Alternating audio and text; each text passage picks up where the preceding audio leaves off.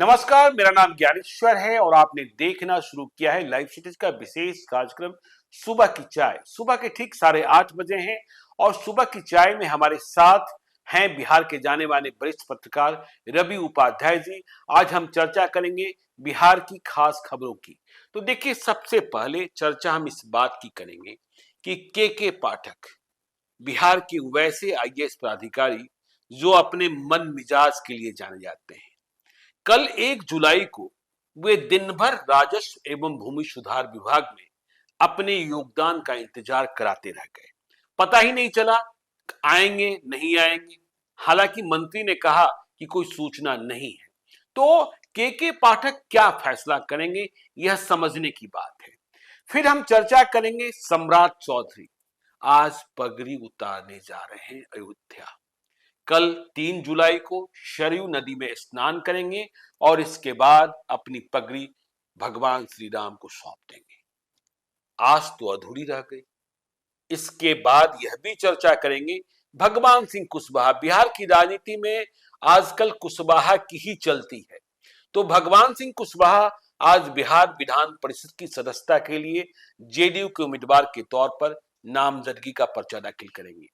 हम यह भी बात करेंगे भूमिहारों ने नया आलाप क्या शुरू किया है, क्या मांग कर रहे हैं, और इसकी बात भी करेंगे कि कल किस तरीके से शेखपुरा में 28 लाख रुपयों की बैंक लूट हो गई और फिर तेजस्वी यादव ने कहा रोज हत्याएं हो रही हैं, रोज लूट हो रही हैं। क्या लोग इसे जंगल राज कहेंगे या नहीं कहेंगे? तो इन सारी बातों पर हमारी चर्चा होगी, आप विशेष रूप से बताएंगे। हम सबसे पहले के पाठक की चर्चा करते हैं। के पाठक की छुट्टी 30 जून को समाप्त हो गई थी। कल उन्हें योगदान देना था। सुबह से ही राजस्व एवं भूमि सुधार विभाग में तमाम पदाधिकारी और कर्मचारी समय से पहले आ गए थे कि पाठक जी आ रहे हैं। बिल्कुल। और यदि वे आएंगे तो फिर डंडा किस पर चलेगा। लेकिन पाठक जी आए नहीं। पाठक जी के मन में क्या है? खबर यह है कि वे पटना आए हुए हैं, पटना में अपने बंगले पर हैं और सरकार को यह भी नहीं बताया है कि हां हम योगदान करेंगे या नहीं करेंगे। उनके मन में क्या है? क्यों ये कौतूहल वे बनाकर रखे हुए हैं? देखिए ज्ञानेश्वर जी, एसीएस हैं वो अपने राजस्व एवं भूमि सुधार विभाग के जी, और अधिसूचित अभी योगदान उन्होंने किया नहीं है। ठीक है, मैंने उनको तो दिया हुआ है, दूसरे आदमी को चार्ज में दिया हुआ बिल्कुल है। बिल्कुल, दीपक कुमार सिंह को जी। लेकिन है तो नोटिफाइड तो वही है। तो ऐसी परिस्थिति में उहापोह की स्थिति बनी हुई है और देखा गया कि कल किस तरीके से दिन भर आपकी रिपोर्टर समरीन भी वहां पर बिल्कुल जाती रही आती रही, लगातार नजर बनाई हुई थी कि कब जो सो ज्वाइन करेंगे। कर्मचारी तो लगे ही थे, लेकिन अंतोगत्वा वो आए नहीं। और फिर आज जो है सो दिन भर चर्चा की जाएगी। हाँ, नहीं, देखिए, आश्चर्य की बात यह है कि लोगों को यह पक्की खबर थी कि वे आएंगे। बिल्कुल। और उनके आने की आहट को लेकर ही 30 जून को तबादले नहीं हुए। जो प्रभार में है दीपक कुमार सिंह, उन्होंने तबादले की संचिका पर दस्तखत करने से मना कर दिया था कि के पाठक आ रहे हैं। ठीक इसी प्रकार से मंत्री ने कहा कि देखिए हम नियुक्ति भी करने जा रहे हैं, नियुक्ति को भी हमने टाला कि के पाठक आएंगे तभी होगा। बिल्कुल। लेकिन के पाठक के मन में क्या आज भी पहुंचते हैं? और यदि हम ऑप्शंस की बात करें तो के पाठक के पास ऑप्शंस क्या बचा है? मुझे 3 विकल्प ही दिखाई पड़ते हैं। या तो वे मुख्यमंत्री नीतीश कुमार ने जहां उनका तबादला किया है, राजस्व एवं भूमि सुधार विभाग के अपर मुख्य सचिव के रूप में जाकर योगदान कर लें, या फिर केंद्रीय प्रतिनियुक्ति के लिए जो राज्य सरकार ने एनओसी दिया है, केंद्र सरकार उनकी सेवा किसी विभाग में लेने को तैयार हो और वे बिहार से विरमित होकर केंद्रीय प्रतिनियुक्ति पर चले जाएं। या तीसरा विकल्प बीआरएस ले ले। यही 3 विकल्प है ना। बिल्कुल। इसके अलावा और कोई चारा नहीं, कोई उपाय नहीं है, कोई अल्टरनेट व्यवस्था नहीं है। जी, यही हो सकता है। तभी वो जैसे ऑफिस, और यदि बिहार में है तो उन्हें सरकार का फैसला, मुख्यमंत्री का फैसला तो मानना ही होगा। और नीतीश कुमार की चाहत यह है कि जिस तरीके से राजस्व एवं भूमि सुधार विभाग में भ्रष्टाचार है, क्योंकि कहा जाता है कि ये महाखत्म विभाग है, काली का कोठरी। हाँ बिल्कुल। उसमें आप तो थोड़ा सा भी इधर उधर करिएगा तो कहीं ना कहीं कालिख लग ही जाएगी आपको, तो यह स्पष्ट है उसमें कहीं और कुर्सियां बिकती हैं किस तरीके से, सीओ और सर्किल ऑफिस के हालात हैं यह सभी को पता है। तो के पाठक इस तरीके से टाल नहीं सकते हैं, नहीं टाल सकते। सामान्य प्रशासन विभाग के प्राधिकारियों से भी जब मैं कल रात को बात कर रहा था तो उन्हें भी खबर नहीं थी कि पाठक जी की इच्छा क्या है। पाठक जी के जो करीब लोग हैं वे कह रहे थे वे बीमार हैं, स्वास्थ्य कारण है, अगले 1-2 दिनों में फैसला करेंगे। निश्चित तो पाठक जी का इंतजार। लेकिन एक बात ज्ञानेश्वर जी है, हेडक्वार्टर आप जो है सो मंत्री को मालूम नहीं जी, मंत्री भी अनभिज्ञ जो प्रभार में है उनको भी पता नहीं, उनको भी पता नहीं। हाँ। यह अजीबोगरीब स्थिति है और पाठक जी तो नॉर्म्स को मानने वाले लोग हैं, यह कैसे नहीं इस तरह से हो रहा है, यह स्थिति बनी हुई है। लेकिन जिद्दी भी बहुत है ना, जिद्दी भी बहुत है ना, जिद्दी है, लेकिन नॉर्म्स तो वो लिख पर चलते हैं, लिख से हट के नहीं चलते हैं। लेकिन कैसे इस तरह की लेकिन अपनी जिद के आगे मुख्यमंत्री की बात भी नहीं मानते हैं। बिल्कुल बिल्कुल। तो ये बात भी समझने की बात है। खैर चलिए, तो देखिए हम आगे चलते हैं, सम्राट चौधरी की बात करते हैं। बिहार प्रदेश भाजपा के अध्यक्ष सम्राट चौधरी, बिहार के डिप्टी सीएम सम्राट चौधरी आज वे अपनी पगड़ी उतारने के लिए पटना से अयोध्या के लिए रवाना हो रहे हैं। सम्राट चौधरी जिन्होंने संकल्प लिया था तब बिहार में महागठबंधन की सरकार थी, और मुझे याद है कि उन्होंने पगड़ी कब पहनी थी, मां की मौत के बाद जब श्राद्ध कर्म संपन्न हुआ था। लेकिन इसके बाद उन्होंने संकल्प को आगे बढ़ा लिया था कि जब तक नीतीश कुमार को गद्दी से नीचे नहीं उतारेंगे तब तक यह पगड़ी नहीं खुलेगी। लेकिन हालात ऐसे बने कि एनडीए की सरकार बनी, नीतीश कुमार के नेतृत्व में सरकार बनी, नरेंद्र मोदी और अमित शाह ने फैसला किया और फिर डिप्टी सीएम बने सम्राट चौधरी। नेता मानना पड़ा नीतीश कुमार को। बिल्कुल। कुछ उम्मीदें लोकसभा चुनाव के बाद की थी, वह भी खत्म हो गई, क्योंकि अब तो विधानसभा का चुनाव भी नीतीश कुमार के नेतृत्व में ही लड़ा जाएगा। यह बात सम्राट चौधरी भी कह रहे हैं, यह बात भाजपा का केंद्रीय नेतृत्व भी कह रहा है, और यह बात अब चिराग पासवान भी कह रहे हैं। तो रास्ता तो कोई बचा नहीं था। देखिए ज्ञानेश्वर जी, एक बात तो समझना पड़ेगा, जो लोग इस मुगालते में थे, कोई भी हो, कि नीतीश कुमार का एंटी इनकम्बेंसी है, वो तो नहीं है, ये तो एस्टेब्लिश हो गया। नीतीश कुमार खत्म हो रहे हैं। हाँ, खत्म हो रहे हैं, वही खत्म हो रहे हैं, तो एंटी इनकम्बेंसी के कारण ही खत्म हो रहे हैं।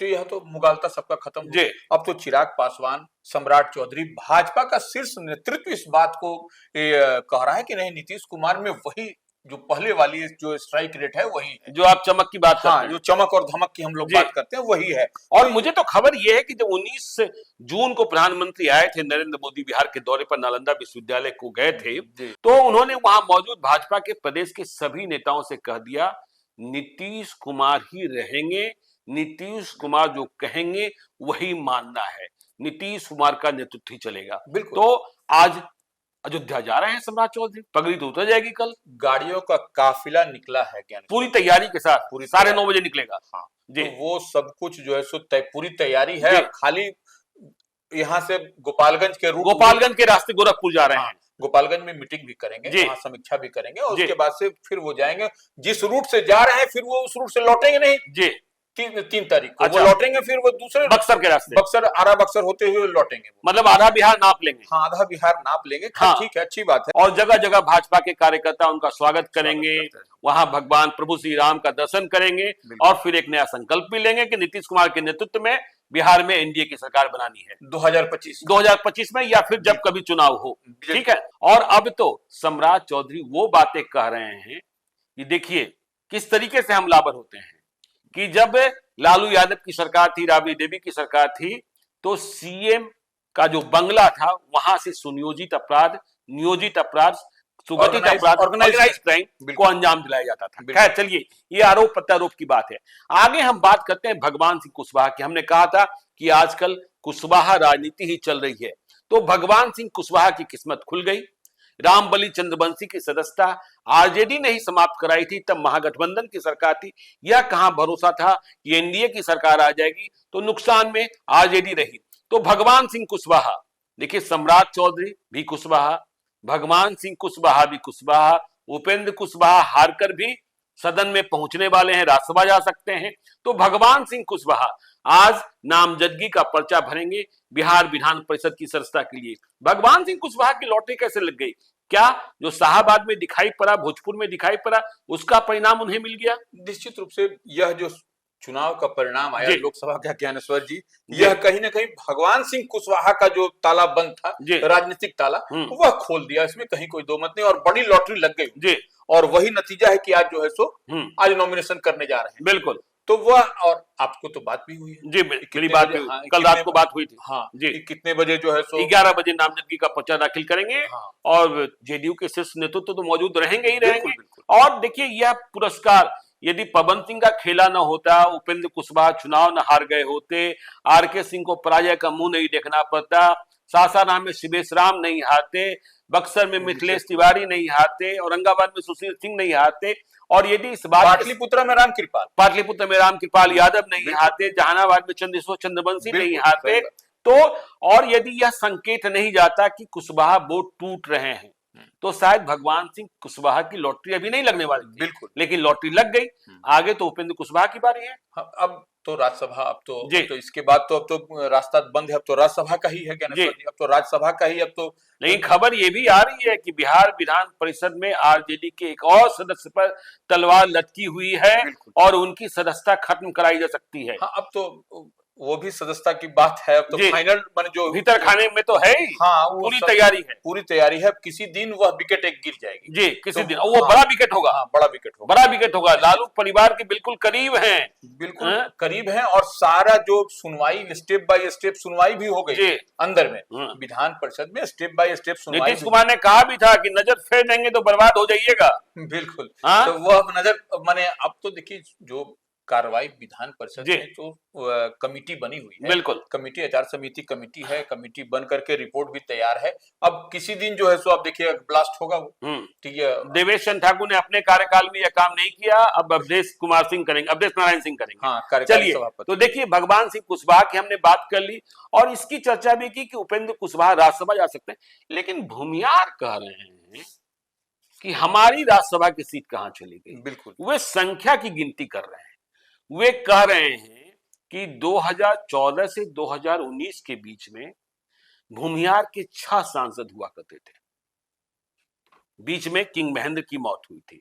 वे नामों की गिनती कराते हैं। 2014 में चुनाव जीते गिरिराज सिंह, ललन सिंह और चंदन सिंह सूरजभान सिंह के भाई। बिल्कुल। और 3 राज्यसभा में थे, किंग महेंद्र जेडीयू से, और इसके अलावा विवेक ठाकुर बीजेपी से, और इसके अलावा नहीं, एडी सिंह तो उनसे हो गए ना, राकेश सिन्हा बीजेपी से। तो एनडीए से 6 भूमियार सांसद थे जी। तो अब इनका मानना यह है कि देखिए, जब 2024 का चुनाव हुआ तो 3 फिर से लोकसभा के सदस्य बने, गिरिराज सिंह, ललन सिंह और चंदन सिंह के बदले विवेक ठाकुर। लेकिन विवेक ठाकुर को राज्यसभा की सदस्यता छोड़नी होगी, और विवेक ठाकुर को राज्यसभा की सदस्यता छोड़नी होगी। राकेश सिन्हा का कार्यकाल भी खत्म हो रहा है, वे राष्ट्रपति द्वारा मनोनीत सदस्य हैं, कार्यकाल खत्म हो रहा है। किंग महेंद्र की मौत हुई थी, तब नीतीश कुमार ने अनिल हेगड़े को भेज दिया था। तो भूमियारों में यह चर्चा शुरू हुई है कि जब विवेक ठाकुर इस्तीफा देंगे तो फिर किसी भूमियार को ही भेजिए, यह बात भी शुरू हो गई। और बीजेपी की प्रायोरिटी में कुछ और है, यह भी, और उनका यह भी कहना है कि राज्यसभा में अब कोई भी भूमियार जेडीयू और बीजेपी से नहीं रहेगा, जबकि आरजेडी से एडी सिंह है। तो ऐसी स्थिति में क्या, देखिए भारतीय जनता पार्टी ज्ञानेश्वर जी जो उसका दूसरा भी सोच है जी। दूसरी सोच यह है कि किसी वैश्य को भेजा जाए जी, क्योंकि वैश्यों की नाराजगी जो दिखाई पड़ रही थी, सुनील कुमार पिंटू का टिकट कट गया, रमा देवी का टिकट कट गया, और फिर तमाम तरीके की बातें हुई। कहीं कहीं से यह भी बात उठती कि सुशील कुमार मोदी के परिवार के किसी व्यक्ति को भेजा जा सकता है, ताकि उन्हें सम्मानित किया जा सके। वे रहे नहीं अब जी। और शाहनवाज हुसैन के भी नाम के, शाहनवाज हुसैन एक बड़े चेहरे हैं, बड़े चेहरे, और वो उससे भी बड़ा बिहार में एक मैसेज जाएगा जी, या उत्तर प्रदेश में भी जी। तो ये एक उनके नाम की, और ऋतुराज सिन्हा के भी नाम, आरके सिन्हा के बेटे, आरके सिन्हा भी स्वयं रहे थे राज्यसभा के सदस्य। और जब देखिए चुनाव का समय था, टिकटों की बात हो रही थी, तो यह चर्चा बहुत तेज थी कि रविशंकर प्रसाद को टिकट नहीं मिलेगा, ऋतुराज सिन्हा को ही टिकट मिलेगा, और वे लगातार तैयारी में लगे भी थे। बिल्कुल। तो विवेक ठाकुर का कार्यकाल 2 वर्षों का है, और मीसा भारती जब इस्तीफा देंगी, विवेक ठाकुर जब इस्तीफा देंगे तो बचा कार्यकाल 2 वर्षों का है, और मीसा भारती जब इस्तीफा देंगी तो बचा कार्यकाल 4 वर्षों का है। बिल्कुल। तो एक सीट तो जेडीयू ले जाएगी मीसा भारती वाले पर जी। हाँ, वो जेडीयू एक सीट भारतीय जनता पार्टी। तो वो देखिए, वो भारतीय जनता पार्टी से ही यही सब नाम आ रहा है जी कि आर.के. सिन्हा, लेकिन भूमियार कह रहे हैं कि या तो सीट हमारी है।